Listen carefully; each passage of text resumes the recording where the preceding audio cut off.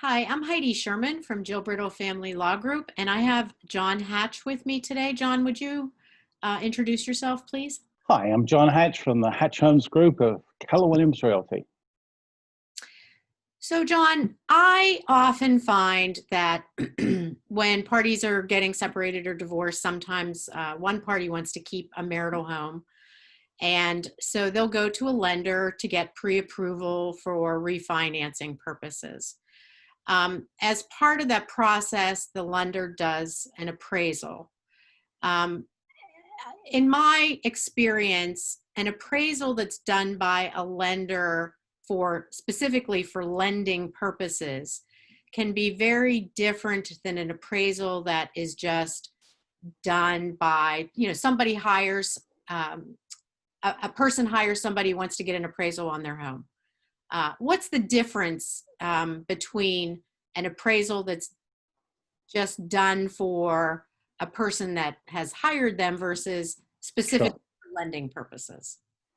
So an appraiser when the appraiser's commissioned by the lender, well, he's actually paid for by the seller, but the lender has started the appraisal process. The appraiser is then responsible to the lender, the finance institution, and there's certain risk involved in that, and there's very strict procedures, especially since the crash of 2008. A lot of procedures and standards have been set up.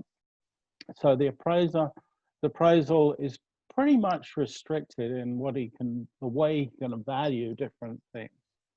Whereas if he's commissioned aside from the lending institution, there's a bit more flexibility. They still use the same standards and procedures, but there's a little more flexibility. They can look a bit more at the market versus whether a room is above grade or below grade, and whether they can take account of more factors than Well, and so that's interesting because what I usually find is that the difference between an appraisal that's done for lending purposes versus just an appraisal.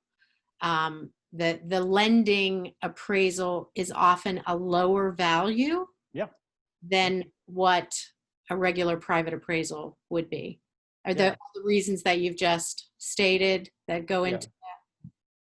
For example, the lender won't take as much notice of whether the home has got a nice garden, because a new owner can ruin a garden in no time.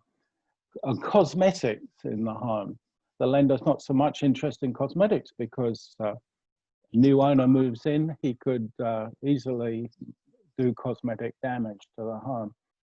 So there's little things like that where the appraiser isn't allowed to take account of in coming up with the valuation. Mm-hmm.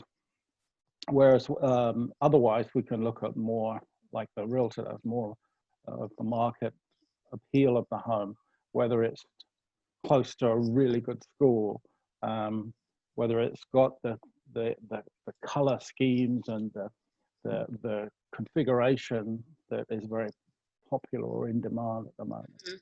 All right. Thank you.